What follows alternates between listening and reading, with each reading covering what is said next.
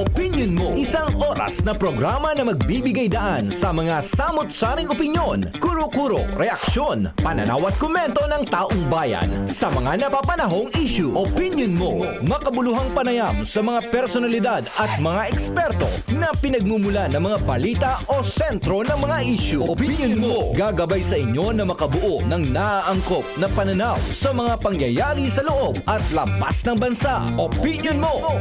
At ngayon, narito ang inyong mga program host.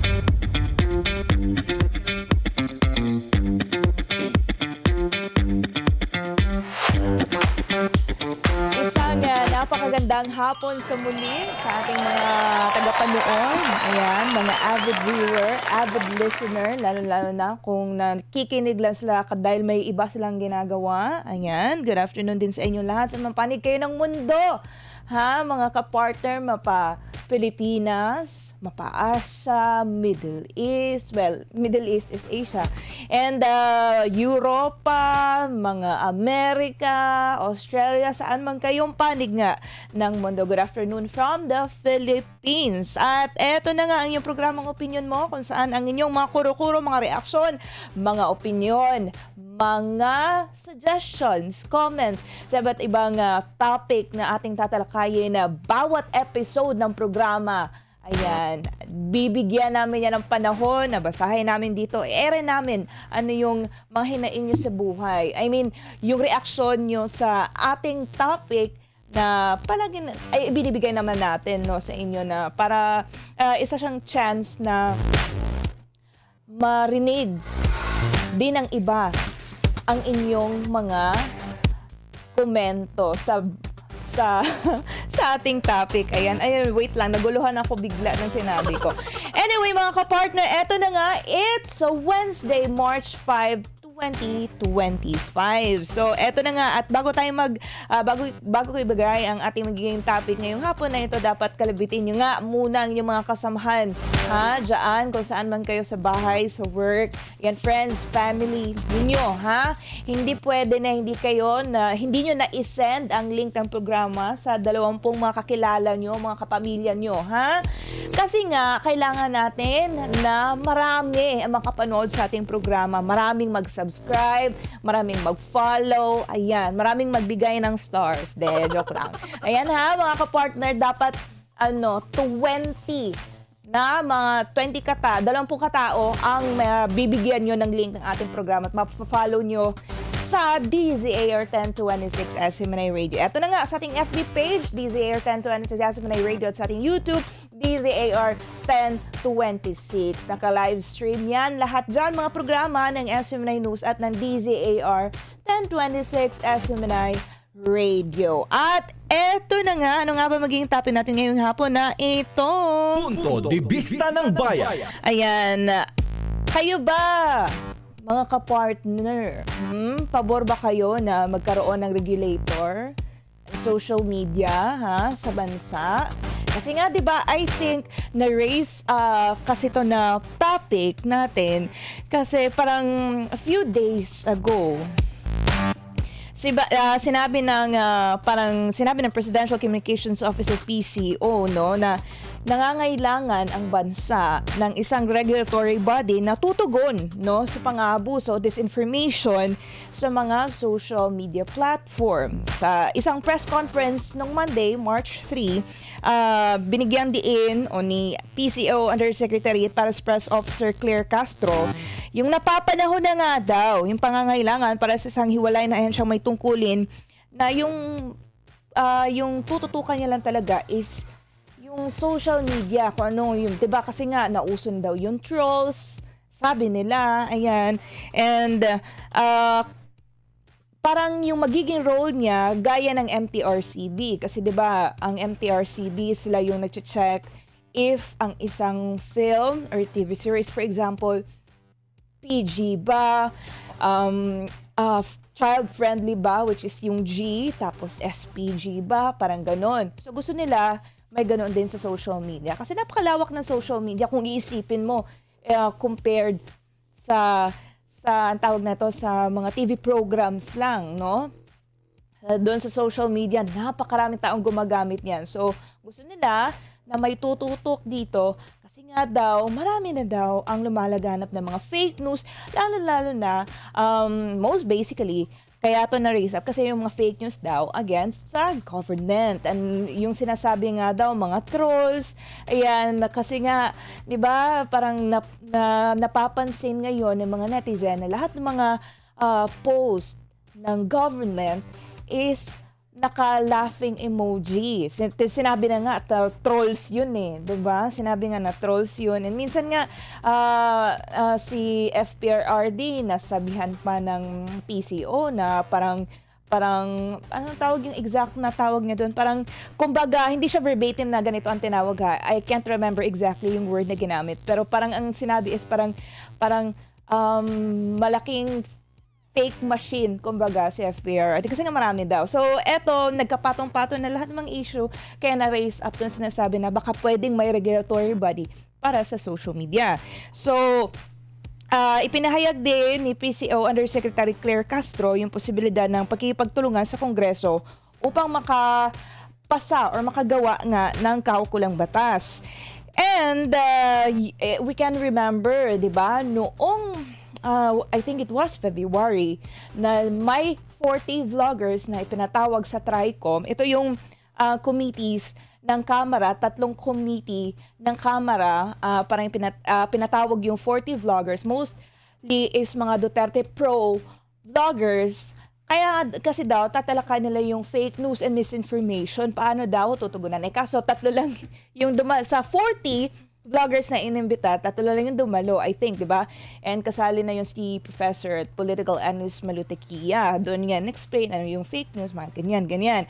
So, kayo ba mga ka-partner, pabor ba kayo na magkaroon ng regulator, no? Regulatory body and social media sa bansa? 'Di ba? In some ways, siguro, oo, maganda naman siguro na may regulator kasi nga, marami nga naman talaga and not all of us are so knowledgeable about how to spot fake news or eto, clickbait lang ba to? Propaganda lang ba ito? 'Di ba? Parang ganun. Pero kung makakatulong kasi nga talaga siya to supuin yung fake news, cyberbullying at iba pang mga online harm, kumbaga kung tawagin. And mas maprotektahan din yung privacy ng isang tao.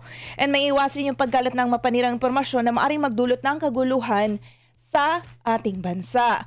Pero may meron ding mga negative side na nagsasabi na kung may regulator in social media, posibleng malilimitahan na din yung kalayaan sa pagpapahayag, freedom of expression, di ba? Na isang mahalagang karapatan sa isang democratic country, and Philippines is a democratic country. So may paganib din na gagamitin ito bilang kasangkapan ng pamahalaan para patahimikin ang mga kritiko. Ayan, isa yun sa mga negative effects, kumbaga, na nakikita in case na magkaroon nga talaga ng regulator ang social media sa bansa. Baka daw gamitin ng pamahalaan para patahimikin ang mga kritiko. And regulasyon na ang maaring maging pabigat sa maliit na content creators at online businesses. So, yung regulation din na baka pabigat lang sa mga maliit pa lang, nagsisimula pa lang mga content creators or online businesses. Pero, yun kaya nga tinatanong namin sa inyo ngayon mga ka-partner kung ano ba sa tingin nyo? Was it going to be parang an advantage for everyone or disadvantage? 'Di ba? Kung ito ba mas nag-weigh in ba ang positive side or positive effects or mas nag-weigh in ang negative effects nito sa ating lipunan. Siguro, in some ways naman talaga nga naman, kung merong regulator, may taga-check talaga na fake news. Paano kung ang checker is sila mismo yung fake news? Paano yun kung sila yun ang babayaran, di ba? I'm just saying. Wala akong sinabi na pangalan, baka sabihin nyo, baka in-search share nyo ako dito. Pero di ba, what if naman yung regulator, marami nga ako nababasa na, mamaya, babasahin natin yung mga comments. May nababasa ako ng mga comments initially na baka pwede naman, if matutuloy talaga na magkaroon ng regulator ang social media dito sa Pilipinas, baka pwede daw na hindi from the government or baka independent body daw. Pero sana yung independent body din na mapipili is talaga hindi yung nababayaran. Yung goal niya talaga sana, if talagang magkakaroon ng regulator tapos independent body, yung goal talaga is sana maipalabas kung anong katotohanan. Hindi lang yung depende sa kung sino ang nagbayad, 'di ba? Sana hindi ganoon. Kasi nga, yun yung fear ng iba, karamihan lalo-lalo na yung for example, yung mga Duterte pro-vloggers kasi maraming nagsasabi na kritiko nga sila sa, which is kritiko talaga sila sa current government. And marami silang sinasabi na ganito isinisiwalat, mga impormasyon na kung titingnan mo naman is meron namang basehan. Pero ang opinion din kasi sa kabila, sa administration, current administration is parang baseless. Yan, mga ganun, diba? Parang ganun. So, paano na daw yun? Yun nga, pwede talaga magamit para patahimikin ang isang kritiko, example, ng current government. So, yun mga kapartner. Pero anyways, ano nga ba yung uri ng mga fake news? Ayan, 'di ba? Para malaman din natin na siguro para next time kahit wala nang regulator, malalaman natin kung ano nga ba yung fake news ba 'to, parang ganyan. So, ang mga uri ng fake news naman mga kapartner is example is yung clickbait. Yung ano siya, yung sense parang isa siyang article for example para mabenta, kaya madalas lumalabas ang mga kwentong kakaiba, ayan, exaggerated, o may kasamang larawan, yung edited na larawan upang makaakit ng maraming clicks at shares online.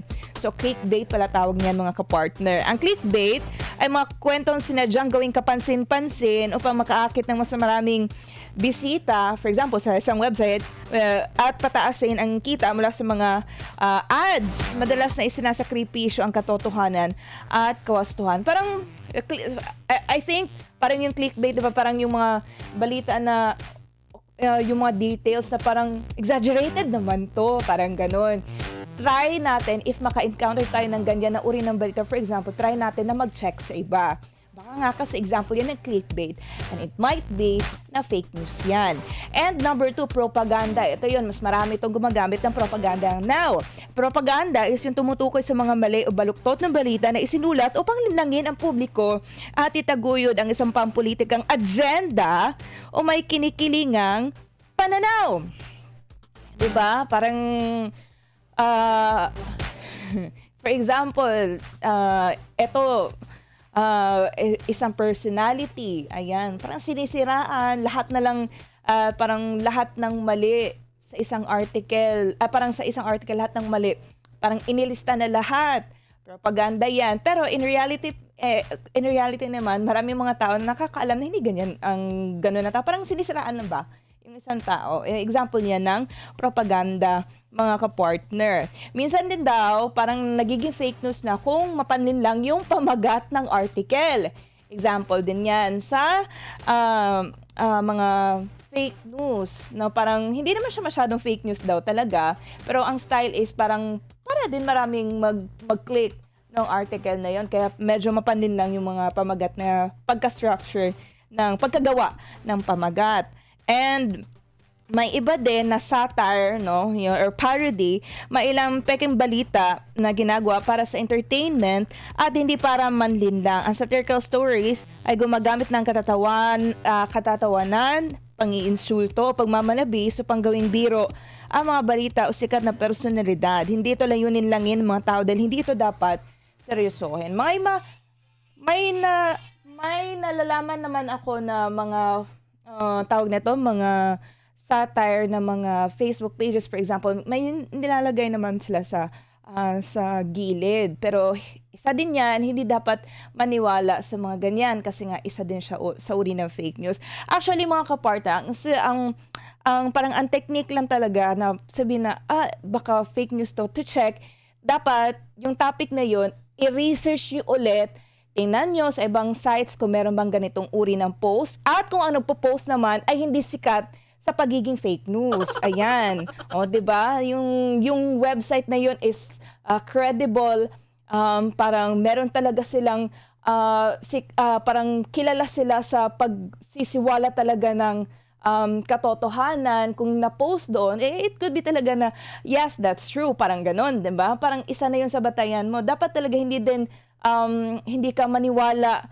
I mean, alam mo na nga na, for example, yung news outfit na yun is parang, alam mo na fake news, maniniwala ka pa talaga doon.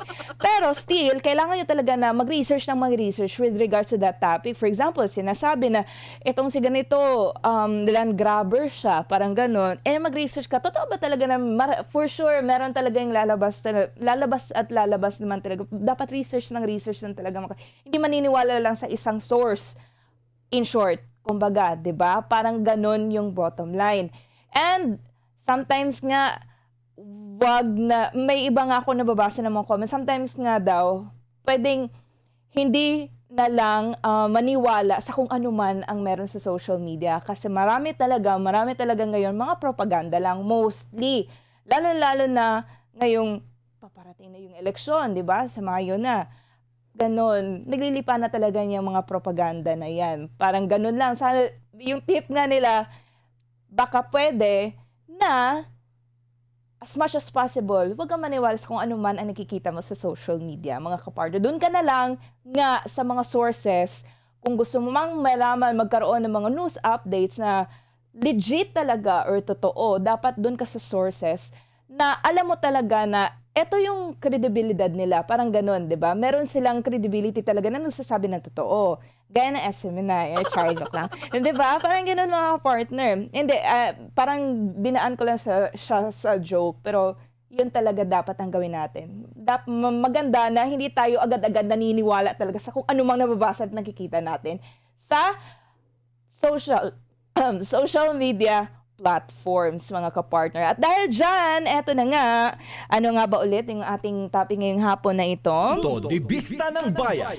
Pabor ba kayo, mga kapartner, na magkaroon ng regulation o regulator ang social media sa Pilipinas? At eto na nga, yung mga comment ng ating mga kababayan. Sabi ni Alfredo Navarro, pabor ako sa regulasyon ng social media para mapigilan ng fake news at cyberbullying. Maraming inosenteng tao na nadadamay sa kasinungalingan online. Dapat lang na may managot. Sabi ni Kai Javier, oo, dapat may regulasyon pero dapat malinaw ang mga batas at hindi ito gamitin laban sa mga kritiko ng gobyerno. Kapag nagkaroon ng abuse sa pagpapatupad nito, baka mauwi sa censorship. Ayan, si Amari Carlos, hindi ako pabor, sabi niya. Social media ay espasyo ng malayang pagpapahayag. Ang problema ay hindi ang platform, kundi ang mismo mga tao na madaling maniwala sa pekeng balita. Mas dapat palakasin ang digital literacy. Sabi ni Kiara Reyes, dapat may regulation, lalo na laban sa trolls na ginagamit para manira ng reputasyon ng tao. Pero ang tanong, tuloy yung sinabi ko. Pero ang tanong, sino ang mag-regulate? Dapat nga daw, independent body ayon kay Kiara Reyes, hindi gobyerno mismo. Ayan. Okay, wait lang. Ito, sabi ni Patatutini. Ayan. Ang hirap ng pangalan mo. Para maiwasan ng clickbait, may preview ang YT video para malaman kung kanais-nais ang content. Si Lynn Marie, vote straight, pinipinaban. Ayan. Okay. Hindi nyo naman sinagot yung yung topic. Vote straight, pinipinaban daw. Sabi ni Prince yung pet malu. Eto, wait lang kasi medyo na-loading lang ng saglit. Si Ludi Duarte. No way! Kung ayaw nila na mapuna, gumawa sila ng mabuti sa bayan. Sino man dapat gumawa ng mabuti sa bayan? Si May Salazar. Sila na lang daw ang i-fact check na sarili nila. Si Espina Fulay Jerry.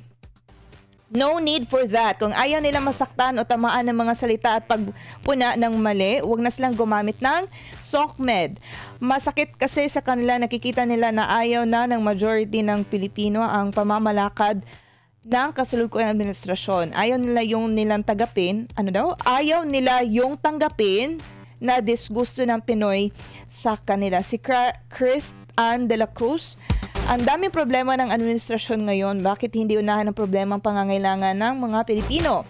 Yung BICAM, ayun na nga, sinasabi, blank items, GAA, Budget 2025. Yung mga funds na bankrupt, kinokontrol talaga nila mga tao para hindi makapag-criticize sa administrasyon ngayon. Sunod niyan, bawal na lahat. Tama sabi ni PRRD, papunta na sa dictator ang administrasyon. Wala na freedom of speech. I think I've read it somewhere na kung i-regulate nga daw din ang social media sa bansa, parang it's a hint na martial law. Comment yun siya na I forgot kung anong topic yun na dito sa isang balita yun ng SMNI na nakita ko dahil nag-scroll ako nakita ko yung comment na yun na regulate daw ang social media, but not this one, hindi pa to na topic na dito sa opinion mo nung nakita ko yun, pero sabi niya yung social media daw kung i-regulate na, kasi nga yung 'di ba pinatawag yung mga vloggers for pro-Duterte vloggers na with regards to fake news and disinformation. So, may nag-comment na baka daw kung magkaroon na nga ng regulator and social media din, kung maging matagumpay, is hint daw siya for martial law. Well, opinion niya lang naman yun. And na kanina naman, may nakita din ako na video na sabi ni Professor Malutikia na yung PCO daw, ang lahat na ginagawa is parang ipinapahid ang lahat ng mali ng current administration sa mga Duterte. Kasi yung mga pag ganito, for example daw, may ganito na issue na ibinabato sa kanila. Sasabihin naman ng PCO na, hindi, mga Duterte naman yun, parang ganun. And kung may problema ang Pilipinas, parang sinasabi nila na dahil to sa mga Duterte kaya nagkakaganito ang bansa. Instead, sana daw, sabi ni Professor Malutikia, mas maganda sana kung yung PCO, kung magbibigay naman sila ng kanilang statements, dapat yung solusyon daw ng mga problema. Na-mention to yung blank items, ng GAA, ganun. So, oo nga naman, bakit mo parang idadamay ang mga Duterte sa lahat ng mga problema ng Pilipinas? 3 years ago na 'di ba, na natapos ang administrasyon ng Duterte. Pwede ba yun na yung mga problema currently ng bansa ay resulta ng pamamalakad ni PRD 6 years ago, 'di ba? 3 years ago natapos na yung yung 6-year term niya sa president. Pwede ba yun, 'di ba? Parang gano'n. So ang point ni Professor Malutikia, why not yung solusyon sa problema na kinakarap ng mga Pilipino? Huwag puro Duterte. Ayan, ganun. Sabi ni Lito Gonzales, parang sinabi na martial law na, yun na nga. Pero not here. Hindi itong comment na ito yung nakita ko. Matagal na to. Matagal na yung sinabi ko kanina na with regards to martial law. Sabi nga ni Lito Gonzales, parang sinabi na martial law na sa pamumuno ni Bangag. Cesar Hinete, no, encouraging social media apps to adopt community standards is the key, not regulation. Internet is borderless and therefore cannot be regulated unless a country develops and mandates its own set of SOCMED apps. Oo, gaya ng China. For example, Weibo and WeChat. Kasi kung ibang country, kunyari social media to ng ganito, tas ginagamit ng buong mundo. For example, Meta, 'di ba? Amerika 'yan.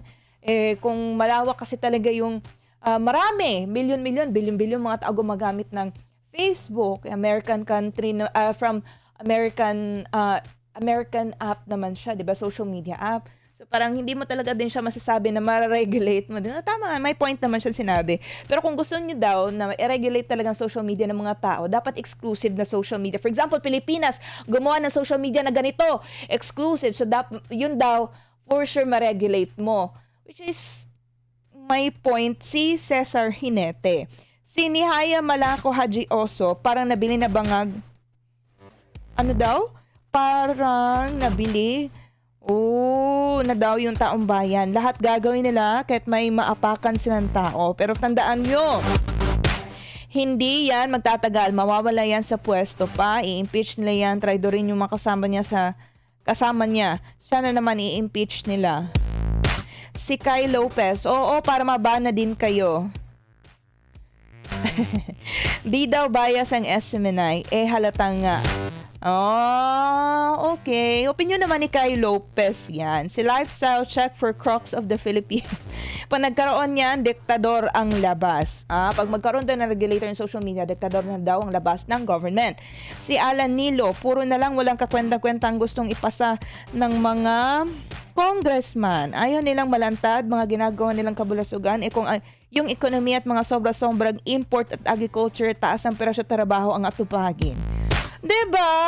Ito naman, maraming nag-resonate sa sinabi ni Professor Malutikia. Why not yung always naman pag may ganito na mga topic, diba? Gusto talagang i-remind ang publiko na pwede ba yung mga problema na lang namin solusyonan nyo, wag puro Duterte. Diba? Sabi ni Neneng Jules, pag kontrado nila ang tao, di pwede kritisismo. Gusto daw nila bula-bulahin sila kahit binababoy na nila Pilipinas. Nasaan ang freedom of speech dyan? Sabi ni Neneng Jules, gusto daw na kontrolin yung mga tao. Kumbaga hindi nag-a-accept ng mga kritisismo. Gusto daw yung mga good feedbacks lang para sa kanila, yung ina-accept nila. So, nasaan daw yung freedom of speech dyan? Si Ranel Palmes Jimeno, may SIM card registration naman. Bakit pa kailangan sa social media ang regulatory? For what reason? Parang silang may-ari ng social media. Sa ibang bansa, free Facebook, may picture at free internet. Dito, gagamitin din nila sa pangurap. Yung kung paano nila kontrahin ang corrupt, kriminalidad at drugs na sumiras kinabukasan. Paano sila mag-invest sa ibang bansa? Ganun dapat. Big no, kasi gagamitin din sa pangungurakot. Si Flor de Lesclano, sila na nakaupo sa administrasyon nagka-problema ang bayan natin. Bumalik ang lahat na nilinis ni PRRD. It's Miss Katie. Para sa akin, kailangan lang na i-educate yung mga taong bayan para sila na mismo maka-identify na fake ba yung content. Information drive lang siguro kailangan. Si Ragnarok Mobile, hindi kami pabor regulator ang social media o magkaroon ng regulator ang social media. Flor de Lesclanog, hindi nga kaya nila i-regulate ang ibang mainstream media na fake news sa social media pa. Yun nga, diba, sinabi ko kanina na mas easy ang work ng MTRCB kasi yung chine-check lang nila TV programs ng mga films.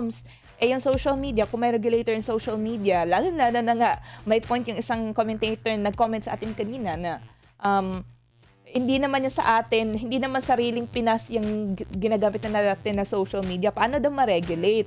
Diba? Kasi nga, malawak ang nararating ng social media. Yung information galing, di ba, yung user galing sa ganitong bansa, nababasa mo nga yung ano nila dito. Di ba? Parang ganon. Si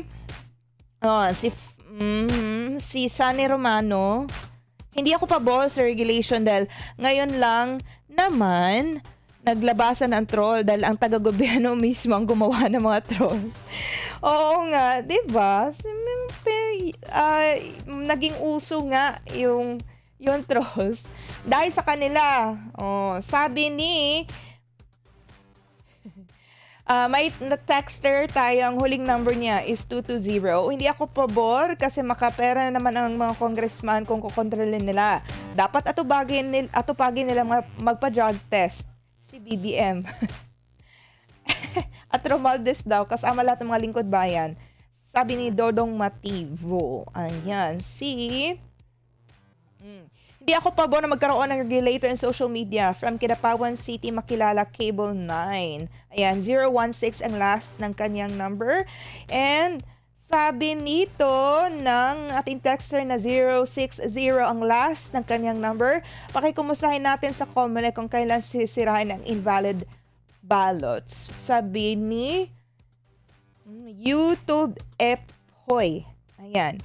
Si Sunny Romano, hindi ako pabor sa regulation dahil ngayon lang naman okay. Si Chastity, no way dapat malaya tayong magpahayag. Si Duterte Pinay Loyal 28, sa Mnic channel to, pumunta sila sa North Korea, bawal SOCMED doon. Oo nga, isolated masyado. Kung gusto nilang sino pa ba? Okay. Okay, ayan. Good afternoon sa'yo, Flor de Liz Clanog. Alam mo, minsan nahihirapan tayo mag-pronounce ng mga pangalan nila. Bakit ba ganun? Lumalabas ang ating pagiging Bisaya Ayan, si Mrs. Reyes 2828. Wala silang pakialam, hindi naman nakikialam sa kanila. Walang pakialaman, trabaho lang, walang personalan, kanya-kanyang buhay. Bakit? Nang hihingi ba ang social media sa kanila? Hindi. Kaya wala silang pakialam. Kanya-kanya ng trabaho. Kiber nila. Wala. Ginalit na si Mrs. Reyes 2828. Si Alma 3836. Para sa akin, hindi po ako pabor. Si Merville 9414. Hindi po. Hindi siya pabor na magkaroon ng regulator ang social media. Si Cruz Maria Soledad 100% no, no, no. Si H, paano ba ito basahin? H. Tebazil EQ 8701. Para lang yan sa kapakanan ng mga balat sibuyas. Kailangan ng boses at kapakanan ng mamamayan kaya hindi dapat pakialaman ng mga politiko. Darwin Diaz Random. Pati ba naman social media, lagyan pa ng regulator? Si Anuka 3523, may cyber law na implementa lang ng tama. Parang sa Congress yan, may congressman na sandamakmak naglagay pa ng party list. Dagdag naman yan sa pagkakagastuhan, saka pagkukuhaan na naman ng korupsyon. Si Patlo Ayon 7918, may balak maging diktador daw. Ibong Bughaw, wow, PH Vlogs. Hindi na kasi may mga existing and sufficient regulations na. Waste of time ang resources na naman yan. Katulad ng mga ginagawa ngayon na nasa kapangyarihan. Si Luisito Elegido, si Max, okay, may mention siya din Si Max Alvarado Ortega lang ang may gusto. Mas pabor kami na magpa-drug test at hair follicle test at psychiatrist ang lahat ng WAD committee at senado na kakampi nila. Dahil sangkot siya sa droga. Uy, hindi ako nagsabi nito ha, binasa ko lang. At anomalya sa projects ng gobyerno. Talaga? Hindi ko na sasabihin, hindi ko na itutuloy yung pagbasa sa ere. Baka may Mr. Share tayo. Limuel Compas 7880, malaking hindi. So ayaw niya ng regulator sa social media. Dabawenya Tata 2463. Nako, ayusin nila ang system ng pamamalakad nila sa government. Tayo pa, yun, mahina sa economic at malayo na minsan gusto ko talaga na yung mag-comment kayo, dapat yung clear naman. Kasi para maayos natin na mabasa sa ere. Ayan, sayang naman yung mga comment nyo kung di namin mababasa kasi di namin maintindihan, di ba? Ayan, sabi ni EJ Warrior number 53. Yan, laughing emojis yung mga pinadala niya. Yan, share and subscribe daw mga kapartner. Oo nga naman, hindi kayo dapat nagsasend kayo ng screenshot na 20 na mga friends and family niyo, sinendan niyo ng link sa ating programa para maniwala kami, para may resibo yung para deserve din naman basahin yung mga komento ninyo. Ayan, si Crystal Mist 8137. No, they cannot even regulate themselves from abusing power. This social media regulation is just one of the manifestations of this abuse. Si Fiona Side 4181, hindi kailangan din may regulator naman ng Facebook at hindi tayo kampante sa nakaupo ngayon. Dahil sa mga abusadong mga opisyal ng gobyerno, ayaw nilang malaman sa mamamayang Pilipino. J. Macaraig 960, sa Amerika mismo tinanggal ni President Trump ang batas para sa malayang pagpapahayag dahil armas ang batas na ito ng korap ng gobyerno. Laigo. Malaking hindi dahil demokrasya ang Pilipinas, siguradong aabusuhin din sa mga nakaupong opisyal. Ngayon pa lang inaabuso na ng mga congressman daw ang kapangyarihan nila. Pinakulong ang mga taong inimbitahan lang kahit walang kasalanan. Pinapakontempt agad-agad. Ayan, kung hindi nagustuhan yung sagot nila, parang hindi nakabatay sa script ba kung tawagin? Ayan, kung hindi nakabatay sa script nila yung sagot, ayan, kung hindi nila nagustuhan, pa-contempt agad. Oo nga naman, may point naman si Laigo. Ayan, gulay ata pangalan mo Bakit mo binaliktad? Hindi, joke lang.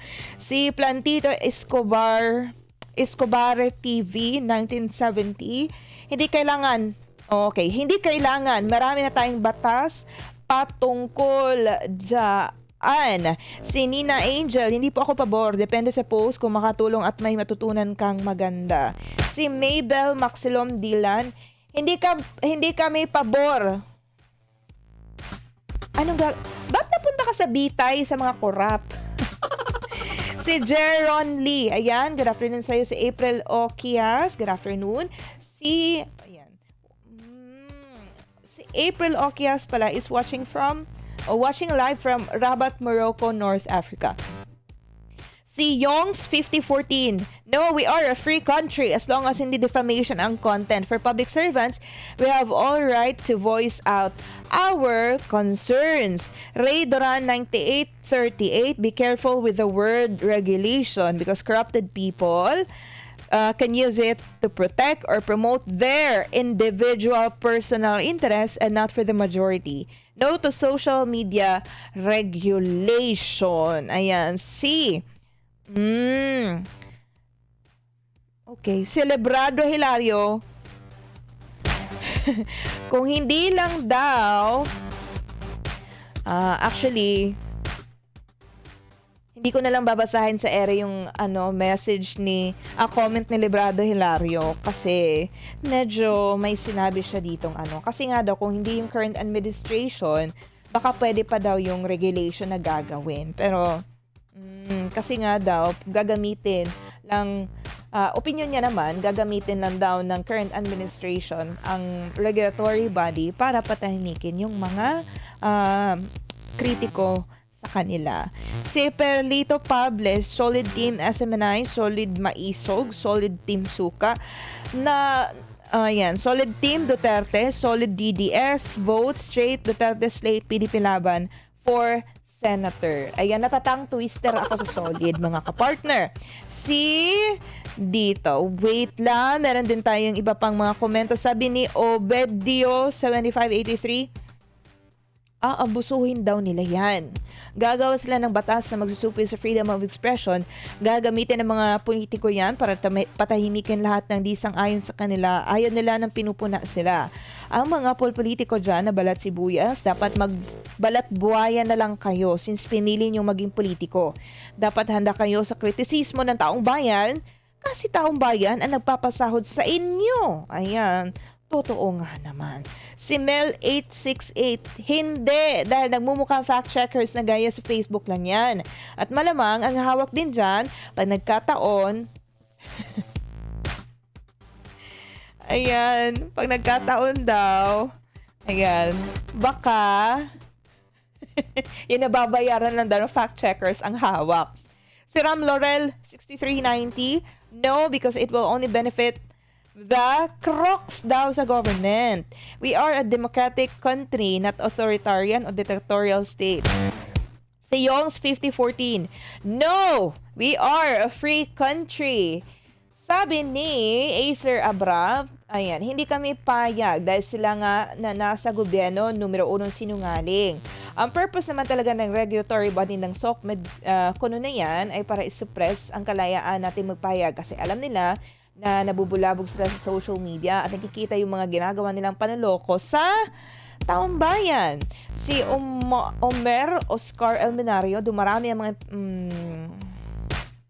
okay, kanina pa pala to na comment. Eto pa sabi ni Amari Carlos, hindi ako pabor ang social media ay espasyo ng malayang pagpapahayag. Ang problema, Si Megan Wanico, sa totoo lang, mas magandang turuan na lang ang mga tao kung paano maging responsable sa paggamit ng social media. Kung may regulation, baka mas lumala ang misinformation, lalo kung bias ang magpapatupad. Oo nga Ayan. Buti sana kung ang kukunin nila na fact checker. Hindi ko na i-mention. Sabihin niyo pa, kami ng namin bangko. Zane K, hindi dapat i-regulate ng gobyerno ang social media. Kung may mga problema sa fake news, dapat ang mismo mga social media companies ang maging responsable sa paglilinis ng platform nila. Sabi ni The Script 0497, Pabor ako sa regulation basta may malinaw na guidelines. Hindi dapat ipasara lang basta ang accounts nang walang due process. Kailangan din natin protektahan ang maliit na content creators. Eto pa, may ako dito, may comment na i-expound ko to ng konti, yung comment in the script 0947. 'Di ba? Totoo nga naman, hindi agad-agad ipasara talaga yung mga account, mga kapar. Kasi nga, marami kaming kasamahan dito. Picture lang, no? Picture. Sasabihin ko na talaga to kasi uso kami, biktima kami ng malawakang panggugurgur ng gobyerno. Kasi nga, may isang, kunyari, balita, good news, no, with regards to KOJC. For example, nag-post ng picture. Tapos, ito, may pa-caption na, yan, yung about sa event ng picture. Tapos, yung account niya, biglang nag-send ng notice ang Meta na isususpinde for 30 days or 1 month. Kasi daw, lumabag daw sa parang regulatory standards nila. Saan naman, kung iisipin mo, bakit lumabag sa regulatory standard ang post niya na picture niya lang naman sa isang event na connected sa KOJC or connected sa SMNI? Di ba? Ano bang nilabag nun? Di ba? Nakikita nyo yung parang minsan nga napapaisip kami na basta alam nila na taga KOJC or SMNI, ginugurgur nila yung Facebook account. Di ba? And eto pa, nakailan na, kahit kami, yan, Facebook page ng mismong news outfit namin, di ba? SMNI News, DZR 1026, nakailang palit na lang kami ng Facebook pages na kung ano ng pangalan ang ginagamit namin doon sa aming Facebook page na ginagawa, tinitake down palagi ng Meta. I don't know, baka hindi ko naman, wala ka akong basehan pero naisip ko lang to. Or naisip ng karamihan sa amin, di ba, na hindi kaya naging kasabwat na din nila yung Meta Philippines? Dahil bakit ganun, di ba? Bakit tinitake down na balita lang naman sinishare namin? Wala naman kaming inaano na NPA, mga ganyan, or I don't know, di ba? Di nga malinaw na sa amin kung ano nga ba pala ang mga topic or mga, ano bang itsura or uri ng mga photos ang nakakalabag or lumalabag sa kanilang regulatory standards, di ba? Kasi, yun nga, example, kunyari, Q card na statement ni Pastor Apollo C. Kibuloy, ginawa ng Q cards, di ba? Kahit yan, isi-share namin, iti-take down ng Meta yung mga Facebook account. Kaya napakarami na namin Facebook na nagurgur kami mga kapartner. Di ba? Parang ganun. Di ba? Paano, what if, di ba, yung kung ganun, magkaroon ng regulator ng social media dito sa Pilipinas, tapos ganyan kabayas, di ba? Hindi malinaw yung guidelines na pagbabatayan nila para i-take down yung isang account. Was it going to be fair, di ba? Is it going to be fair sa publiko? Wala naman, I mean, statement lang na towards first world country ang Pilipinas, di ba? Kasi to take down. Meron ding isa na parang quote lang, no? Where, 'di ba? May tinatawag kami dito sa SMNI na words of the sun, which is yung mga kumbaga quotes na from yung mga fellowship ni Pastor Apollo C. Kibuloy. Yan, ginagawan yun. Yan ang quote cards, parang ganyan. Yun lang ang shinare. Na-suspend yung account niya for 30 days. Diba? Parang ganun. Iisipin natin, before, walang nangyayaring ganyan. Bakit ba? Diba? Ano bang meron ngayon? Bakit naging uso na yan? Sabi ni Arcelia Zenia, hindi ako pabor na lagyan ng regulator ang social media. Israel, 21 solid PDP. Sabi niya, si ML Almarie R. Auto Kuwait. DZAR, shout out sa lahat. Oy, shout out din. Ayan. Si Flor de Lesclanog, sila dapat i-regulate natin kasi tayo nagpapasahod sa kanila. Ayan. At ito, ayan, si Vernona Hera, ang dami ng biktima ng fake news, lalo na ang matatanda na madaling maniwala sa nababasa nila sa Facebook. Dapat talaga may regulasyon para hindi basta-basta nakakapanira ang maling impormasyon. Si DJ Sigismundo, bakit kailangan ng regulator kung kaya naman natin piliin kung anong paniniwalaan? Dapat mas pagtuunan natin ng pansin ang edukasyon kaysa sa panghigpit sa social media. Cassandra K, sa panahon ngayon, kailangan natin protektahan ang katotohanan. Okay ang regulation, pero dapat may transparency at accountability para hindi ito magamit sa politika. Sabi ni Rubina Alcantara, hindi ako sang-ayon, baka gamitin ito para patahimikin ang mga kritiko. 'Di ba? Marami nakaisip nito mga partner. Mas mainam na pala kasi na fact-checking kaysa maglagay ng isang regulator na may kapangyarihang kontrolin ang impormasyon. Si Luz Viminda, sanabi na sa dami ng paninirang puri at maling balita online, dapat may pananagutan ang mga nagpapakalat nito. Sana lang ay patas ang regulasyon at hindi lang para sa iilan. Baka hindi, naisip ko lang naman. Kunyari, may regulator na yung social media, baka mapapansin nila natin mga Duterte yung pinagugurgo. No? Si Teresa Umani, walang silbi ang regulation kung hindi ito ipapatupad ng patas. Si Henry Villanueva, mas okay kung ang tech companies ang maghigpit sa kanilang platform, hindi gobyerno. Dayan Lucero, sobrang dami ng fake news. Pabor siya na lagyan ng regulator.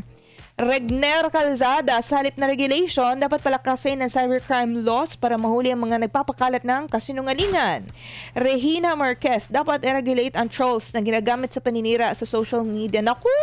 Kilala mo naman natin kung sino yung gumagamit ng mga trolls, di ba? Mga kapartner. Ayan, char. Baka ano tayo dito na Mr. Chair. Hindi, pero totoo naman eh. Halata naman natin kung sino-sino talaga. Nauso lang naman yung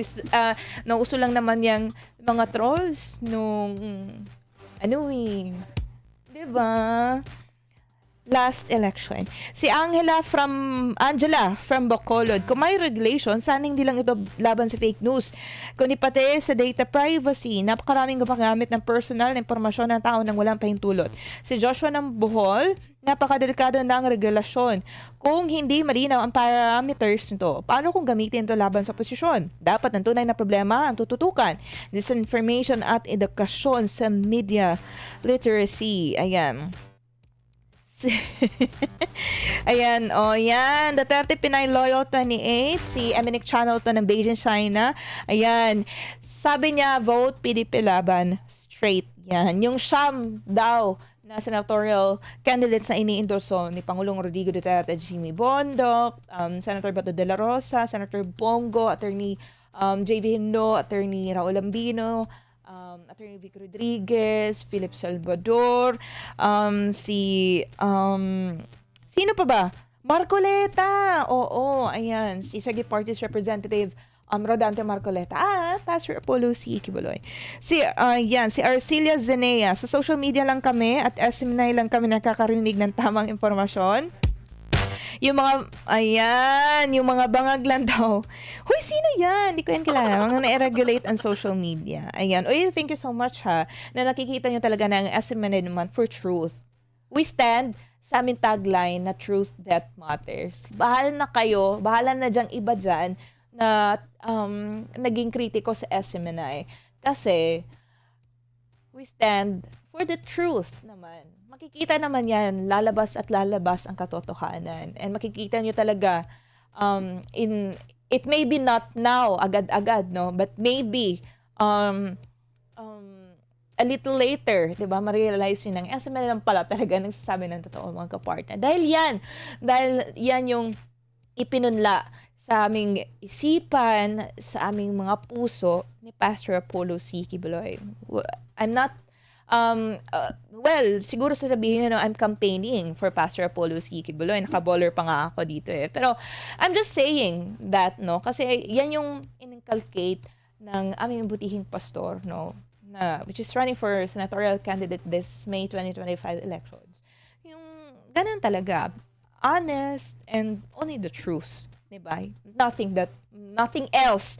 Only the truth lang ipinapahayag namin dito sa SMNI at sa DZAR. Anyway, mga kapartner, wala na pala tayong sapat na oras. And with that, thank you so much sa lahat ng mga nagkomento sa ating live streaming sa YouTube at sa Facebook at sa mga napauna na natin na mga posting, no, with regards sa ating punto de vista ngayong hapon na ito. At dahil dyan, nangako nga naman, maraming salamat sa mga sumusuporta, Team Live, Team Replay, Team Bluetooth.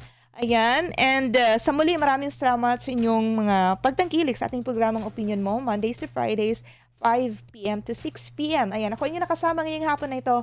Val TV Nagrasya, daghang salamat sa pagpaminaw. Amping kanunay. Samot-saring opinyon, kuro-kuro, reaksyon, pananaw at komento ang inyong natunghayan dito sa Opinyon Mo. Muling pakinggan sa mga araw ng Lunes hanggang Biyernes sa ganap ng alas 5 hanggang alas 6 ng hapon. Dito lamang sa DZAR 1026 SMNI Radio.